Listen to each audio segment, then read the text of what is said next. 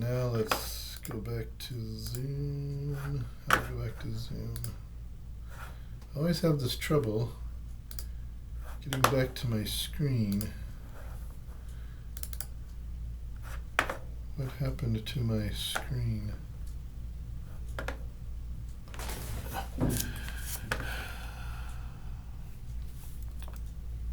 Why does that do that to me every time? It like erases my screen. And I don't know what happens to it.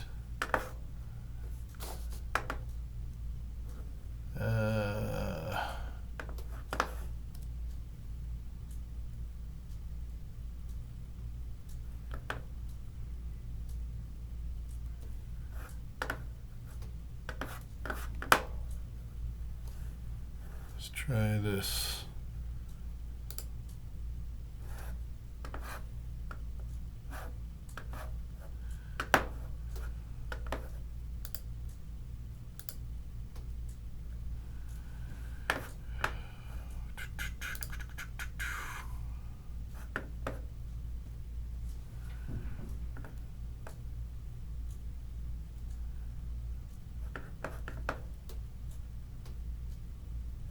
There it is.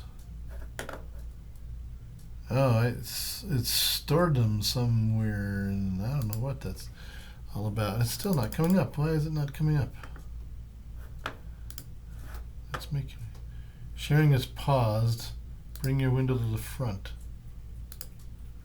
Resume share.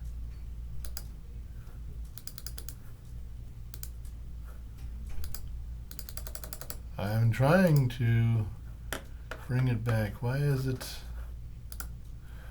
being goofy with me here?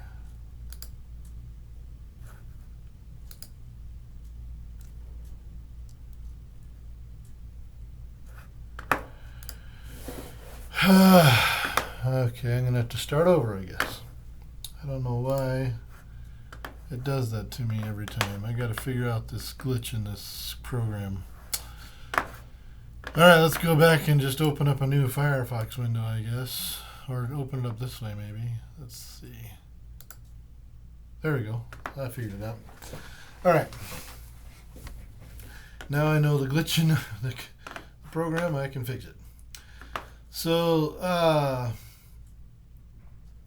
accuracy, precision, and precision of a measurement. We can't see the screen anymore. So I didn't figure out the problem, apparently. Let's try this again. Alright, let's accuracy, precision, measurement, share that. Now let's go back here.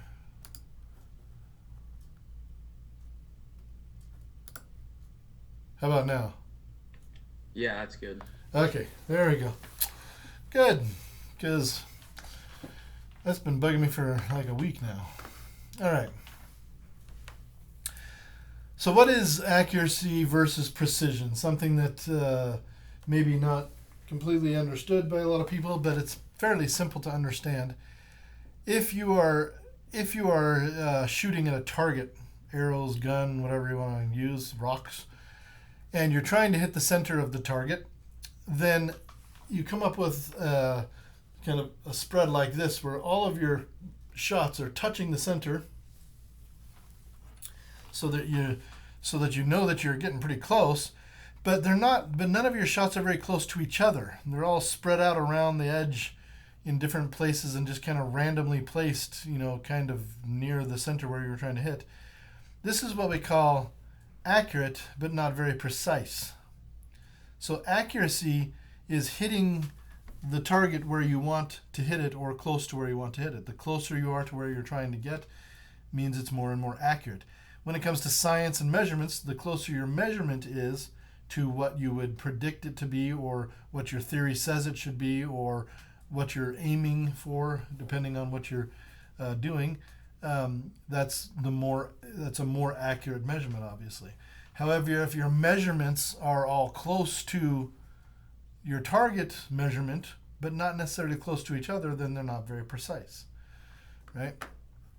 This target represents a grouping of shots that is very precise, but not necessarily very accurate. They didn't hit where you wanted them to, but they were all very well grouped together. And both of these things happen in science and other things besides, for different reasons, and just in life in general, I guess, but for different reasons. What kind of problems might lead to accurate shooting but not necessarily precise shooting like this first target? What kind of problems? Are either of you hunters? Kinda. Kind Not of? really.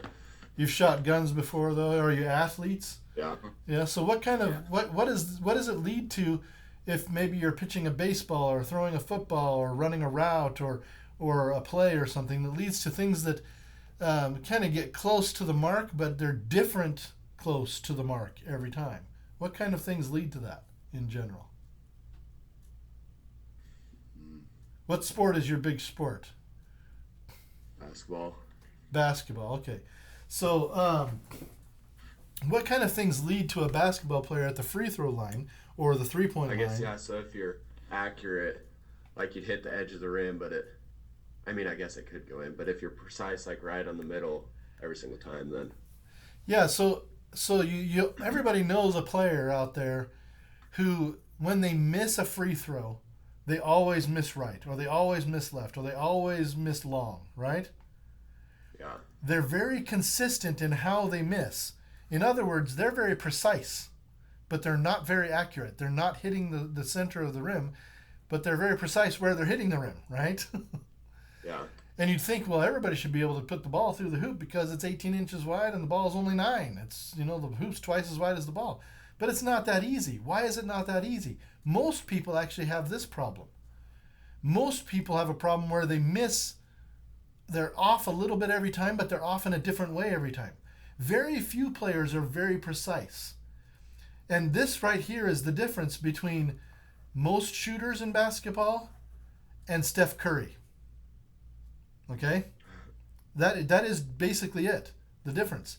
Steph Curry and shooters that are trying to be like Steph Curry and shooters that have been like Steph Curry in the past are very precise and very accurate. They shoot the same way every time they release the ball. And you can really notice it with these kinds of shooters. And of course, Steph Curry is just the latest example of this. And, well, he's not only the latest example, he's probably the best example of it in all the history of basketball. But if you study the way he plays, you will notice that no matter what he does, he gets his hips turned around. No matter what he does, he gets his feet lined up. Even if they're in the air, his feet are lined up. He lands the same exact way every time. Now, there are examples where he gets fouled or he's rushing to throw up a ball because somebody's been in his way and he's trying to beat the clock or something like this. And every player has those moments, but every chance that he gets to get a good shot off, doesn't matter if it's from 3/4 court or from 15 feet out, he shoots the ball the same exact way for that particular type of shot. He has a very specific thing that he does for floaters. He has a very specific thing that he does for pull-up jumpers. He has a very specific thing that he does at 3. He has a very specific thing that's different that he does when he's at the half court or beyond line. From half court into the 3, it's one shot. From half court out, it's a different shot. But it's very much the same every time he does that kind of shot. And that's what leads to this, precision. And of course, being precision and accurate leads to more and more practice and just getting it right on target every time, right? So precision and accuracy was of course what we all want, but accuracy can be helpful too. There are plenty of shooters that are accurate but not very precise who are very effective shooters. They just have a tendency to be shooters that shoot for closer in, and that's fine. Most of the points in basketball are scored within the 3-point, or probably within 20 feet of the basket. So there's nothing wrong with it. It's just a different thing that's going on. If you're very good at being very precise and very accurate, of course, it can be lights out for the other team. But this definitely has its place. But that's kind of the difference as well in science. You can have both precision and accuracy, or you can have just accuracy and not as much precision, or you can have just precision and not as much accuracy, right? And sometimes it just depends on the experiment. Some things you can control, some things you can't in science. Sometimes, and even in sports, right? In basketball, maybe not as much. It's not as obvious the things that you can't control. once the ball is in the air. But there are air currents and there are imperfections in the ball, and there are other things that affect the ball after the ball leaves the player's hand, or even while the ball is in the player's hand, that the player cannot control, and so it leads to less precision. It leads to random errors in the experiment or random errors in the ball's flight that contribute to less precision. Even though the ball may be shot towards the rim, you might get less precision because of that. And that's usually what leads to less precision, is these random things that you can't control, or things that you can control and you have chosen not to, or you didn't realize you could control them. That can also lead to these kinds of inaccuracies. But if you control everything that you possibly can, you will always go towards more precision. Your technique in science, in sports, and everything else will always go towards more precision. And this is where the idea of practice makes perfect comes from, because of course that's a lie. Practice does not make perfect. Practice makes more precise, right? That's all it really does. So that's the difference between accuracy and precision. Of course, we'd like to have both, so we have to understand where they come from. Some of it comes from random factors that we can't control. Some of it comes from factors in the way that we're doing the experiment or the way that we're shooting the ball that we can control, right? And some of it actually can even come from the experiment itself. Some of it is inherently part of the experiment. Things that can't be controlled but aren't necessarily random either. But sometimes those things can actually be controlled in other ways, or you can account for them in other ways. In other words, right? You can make up for them by modifying the results to fit what you know about the system or whatever, or modifying your model is a better way to say that. No matter what happens with your experiment or your sport or whatever else, we usually like to measure how accurate we are, or measure how precise we are, or measure essentially our error or success. And in in basketball, they may call that shooting percentage, or whatever they want to measure, however they want to measure it. There's several different measures for how you shoot a basketball, but in science we call it uncertainty, and the uncertainty is calculated using this formula here, where the percentage of uncertainty is equal to the maximum change, or sometimes the average change, but then that's getting into statistics, which we don't really cover in this class. But it's essentially the change in your measurement over the expected measurement. So this little squiggly thing here is called a delta. It's a lowercase delta. So delta A, which is the change in your measurement over the expected measurement, and then you multiply by 100, so it gives you a percentage. And here's a very simple example of that in a not really a science context, but still a measurement context, where we have 4 bags of 5-pound apples, and we weigh each bag to see what the percentage of uncertainty is in these bags of apples. So we have one that's 4.8, one that's 5.3, one's 4.9, one's 5.4. The maximum deviation, or the maximum change from what we expected, was 5.4, and that delta A is actually just 0.4. So that's just how much it is above or below what we expected. In this case, it's above that. So our percent uncertainty becomes the 0.4, which is the maximum change from the expected 5 pounds over the expected 5 pounds. Then we do that math, do that division, multiply by 100, and it turns out to be 8%. That's our percent uncertainty. And we will use that from time to time in this class. Not a lot. We do want to make you aware of it. If you go on in science or engineering, you will definitely learn to do uncertainty calculations. They will not necessarily be like this. They will almost certainly be more complicated because every science and mathematical field not only has their own kind of version of how to do this that fits what they're doing the best, but also they're using statistics, which is just more complicated. Usually involves some averaging, stuff like that. But anyway, point being is that that's important, but we won't talk about it too much. Now, have either of you dealt with significant figures at all? Yeah, last year we did a little bit. In which class? We had chemistry. Chemistry, okay. So you're aware that significant figures essentially tell you something about the accuracy of a measurement, right? So if you have two significant figures, like in an area, it's your significant figures are 4 and 5, and the number is 4.5. That essentially means that you actually measured it down to a tenth of a meter, because you're giving it in tenths of a meter here, right?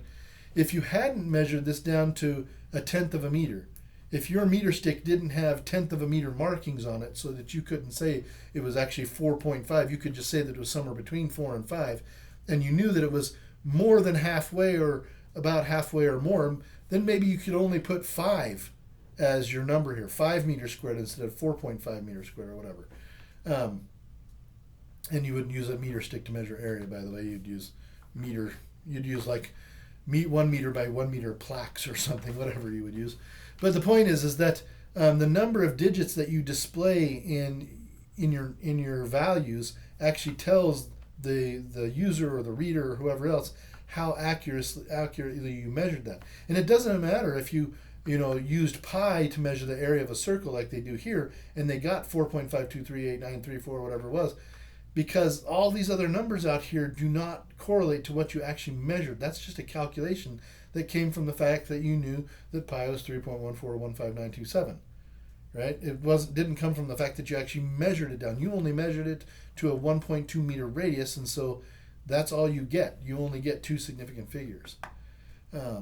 Any other calculations that you make are actually subject to rules about significant figures. In multiplication, the rules say the result should have the same number of significant figures as the quantity having the least significant figures. So whatever you've measured, if you've measured a radius and a length and a height or something, and you're using all those in a calculation, you have to take one of the numbers that has the least number of significant figures, and that's how many you can use in your answer if you're multiplying or dividing them. In addition and subtraction, significant figures it can be no more decimal places than the least precise measurement. So we're talking about precision of measurements with decimal places. The precision of this measurement is down to the hundredths place. The precision of this measurement is to the thousandths place. So in this case, we've got two numbers that are hundreds and thousandths. This one has the least amount of precision and has 3 significant figures. So when we do the subtraction, we have to use 3 significant figures only. We get an answer of 15.208.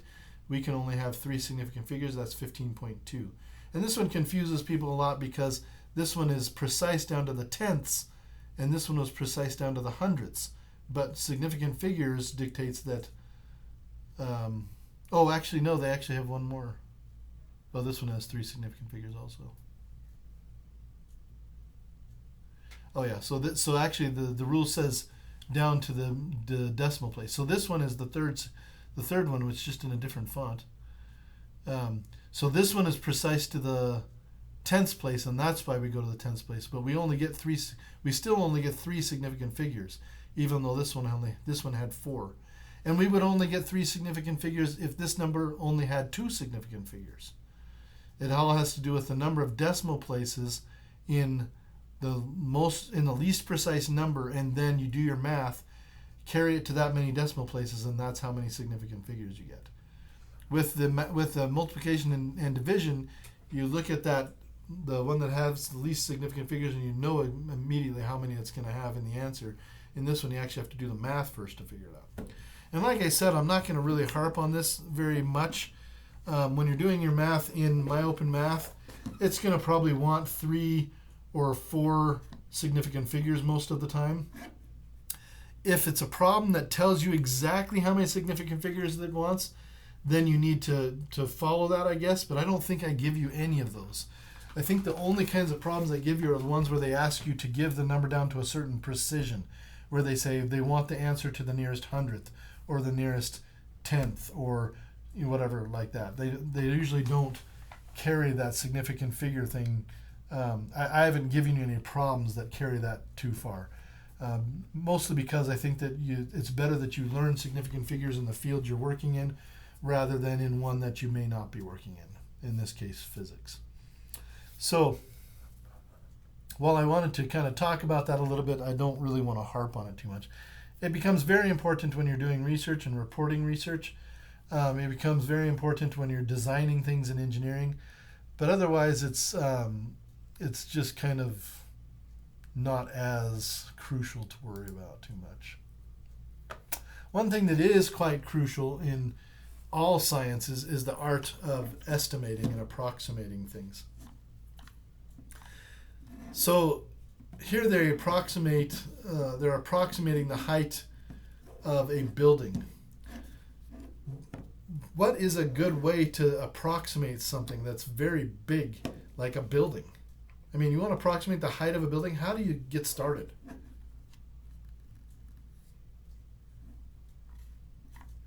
So let's take sorry, go ahead. I guess you could like go with the biggest measurement that you know, and then like kind of comparison, I guess. Yeah, comparison is a really good way to do this. Didn't even think to. I don't know if I can mute my phone. Just have to wait for it to stop ringing. But anyway, comparison is easily the best way to get started with this. So you start with something that you know the height of, that you can compare to that building. So what do you know the height of? What kind of things do you know the height of?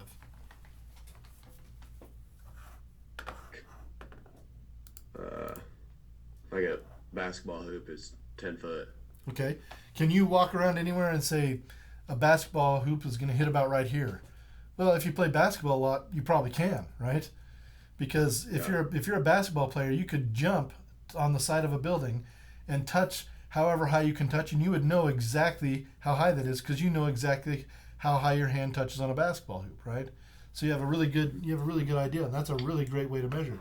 You also know pretty much how tall you are as a basketball player. That's one of the most important things about basketball playing is knowing your height. And so you know how tall you are, so you can use your own height as a measuring. You're essentially using things that you have with you all the time that you know very well to make this estimation, right? And in this case, they do the height of a person. A basketball hoop would work as well. So if you have a 15-story building, right? How would you determine the height of that building? Well, you'd say, well, it's about one basketball hoop for each floor-ish, you know. It might be a little bit more than that. You might think it's a little bit less than that. But if we say it's about one basketball hoop for each floor of the building, then we might say it's about 150 feet, right? And if you say and if they want to know what it is in meters, how would you guess about how high it is in meters? Do you know that?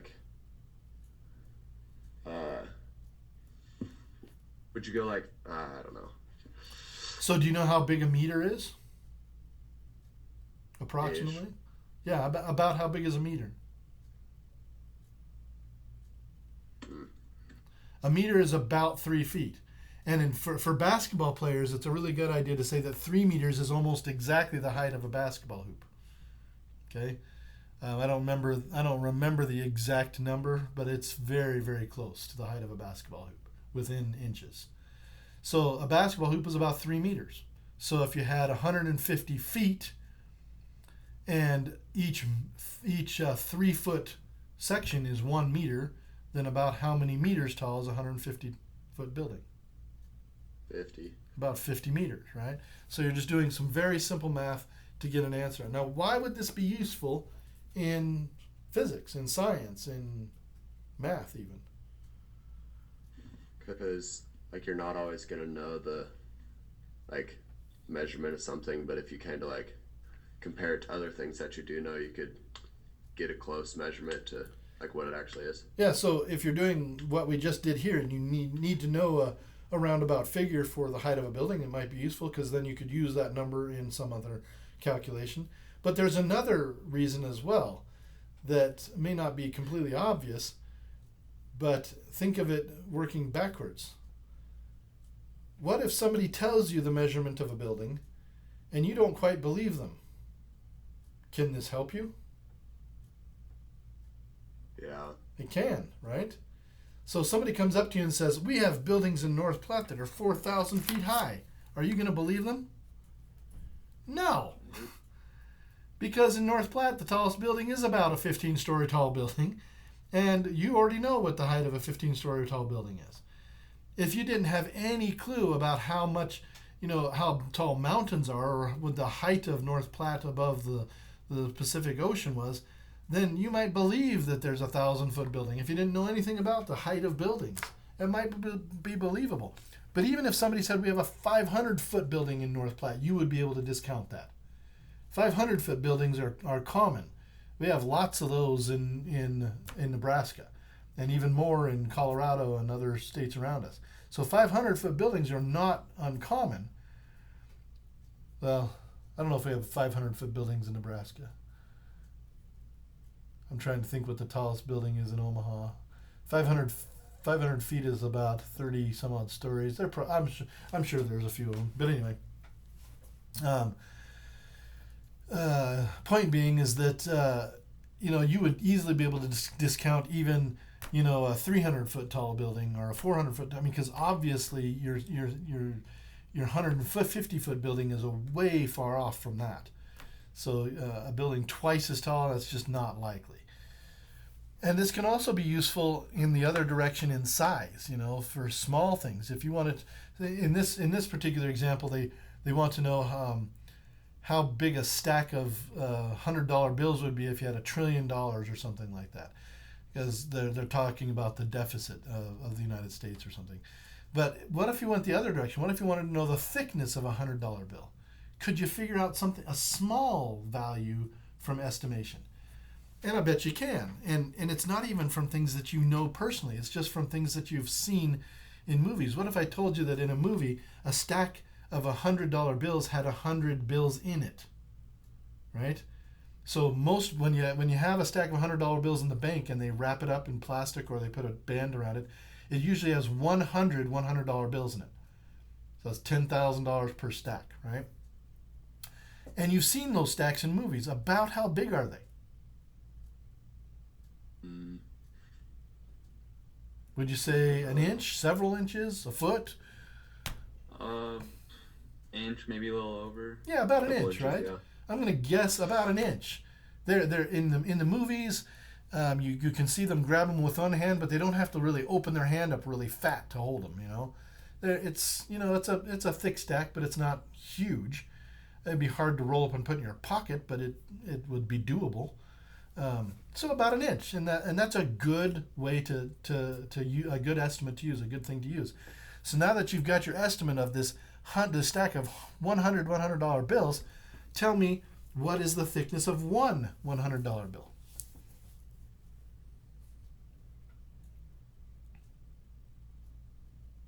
Hundredth of an inch. Hundredth of an inch, right?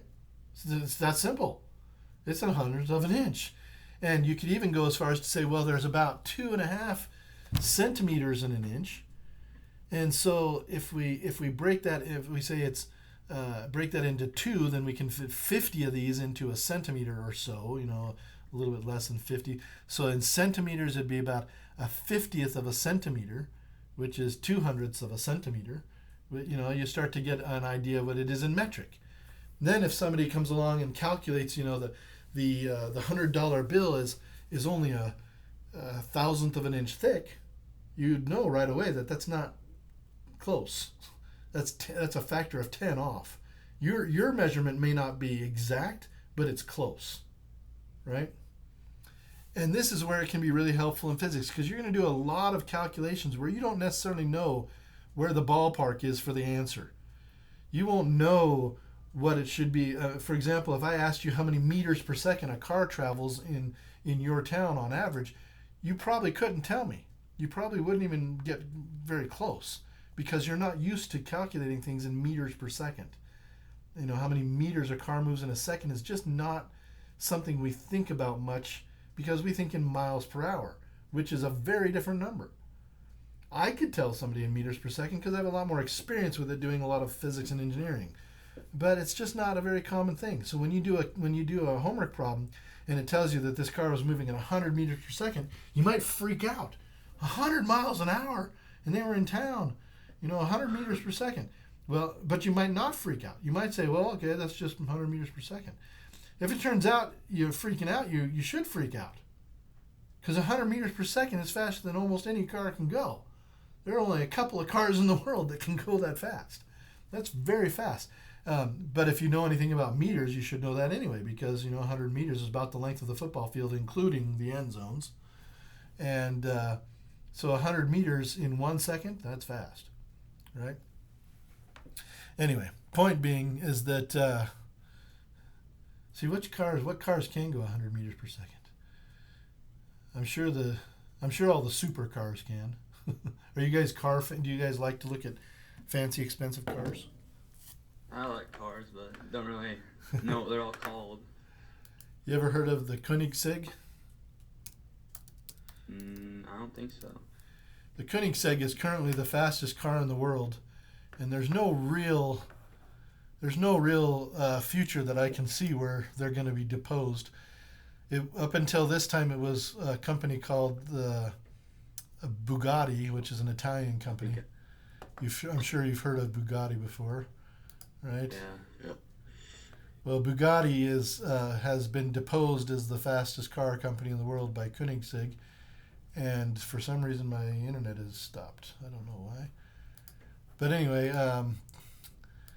Koenigsegg is a really small company out of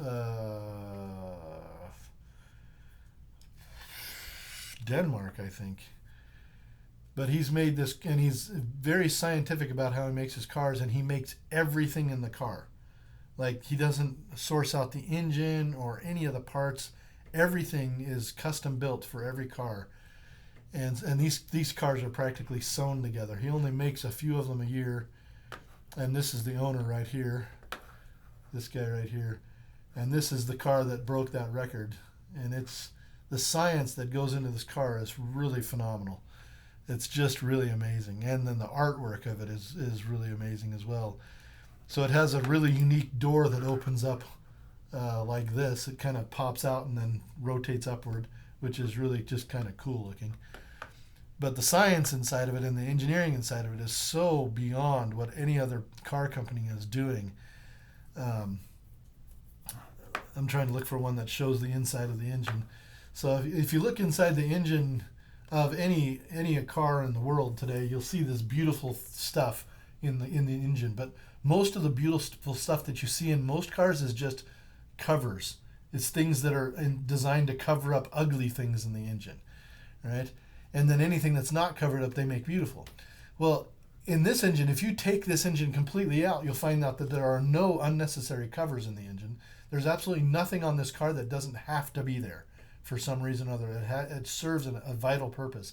And then if you take the engine out and you turn it over, the bottom looks as beautiful as the top. They make everything like a piece of art, even the parts that you will never see unless you completely dismantle it. Like, they have parts that are built down way inside the engine that have the Koenigsegg logo like carved into it in this beautiful way that only the person that built the engine will ever see. It's just kind of funny.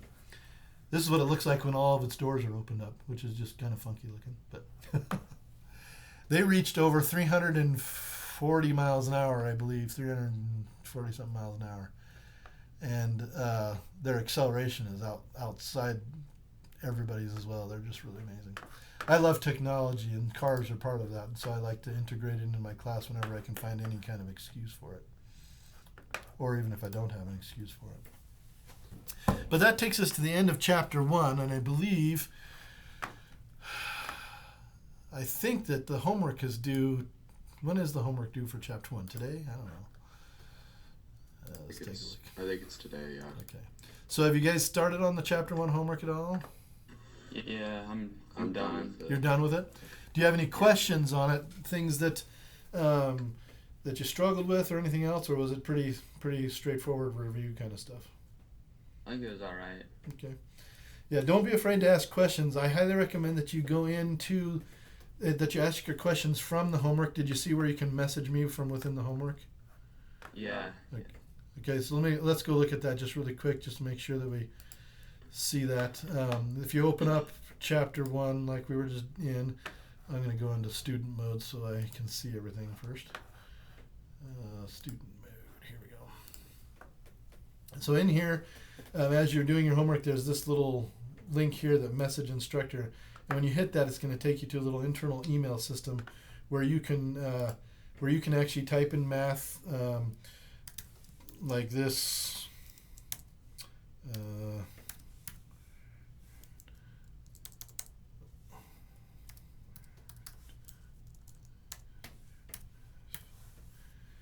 And when you come out of it, it looks like math. So that's a useful thing, and you'll get to know the syntax for doing that as you go through here. There's some help videos in my open math for that. If you want, I can point you towards them. But you can also put in graphs. You can enter graphs into your homework, and these tools can be sometimes useful when we're doing physics. Mostly, I just like this system because when you ask the question, it shows me the question that you're doing. So I don't have to go and search for it. It just saves me a lot of time because I go through hundreds of questions a week, maybe even thousands in a bad week, where students are asking me questions. I just have lots and lots of classes where students are sending me questions. So I like to kind of cruise through them as quick as I can. And when you do send me a question, I will send you an answer. And if you send me an answer that says, "Thanks for the help, I understand it now," I probably will never answer you, just so you know, because the emails that aren't actually asking me a question, I don't have time to sit down and type, even though they take a few seconds. Multiply that by 100 or 1,000, it starts to get really long. So just so you know, that's how you do that. And any other questions about the course in general or anything like that? I don't think so. No? All right. We're done a little bit early. We'll go ahead and just finish up early today. I did mention last time that we need to get together and talk about some lab work, how we're going to do labs. And one of you mentioned that you do have this time slot available Tuesdays and Thursdays. Is that correct? Yeah. Yeah. And that time slot goes from 10 until what time? 11:15-ish. 11:15. So what we could do is we could just schedule you to do your lab at those times, and you would just work on part of it on Tuesday and part of it on Thursday if you want to do that. And I still need to contact. You have a physics teacher there on campus, right? Yeah. What's his name? Jason Gunderson. Jason. Oh, I've heard of him. Okay. I'm going to contact him to see if he's willing to let us use his equipment. Have either of you taken physics from him? No. Okay. So I'm going to contact him to see if he would allow us to use his equipment. If he will, then we'll be in good shape there, and I'll just send you his way, and I'll email you the lab instructions. If we can't use his equipment or it's not compatible with the labs that I'm giving, then I will probably send you a box of equipment. Is there a place at the school where you could store a box of equipment, maybe the size of maybe 3 feet long, a foot tall, and 1.5 feet deep or so? Yeah. Yeah. There is? Okay. All right, so we may have to do that, but I'll talk with your teacher at Sutherland there, and we'll see what we can set up. Thank you. We will see you on Wednesday. All right. Sounds good. We're Bye. good.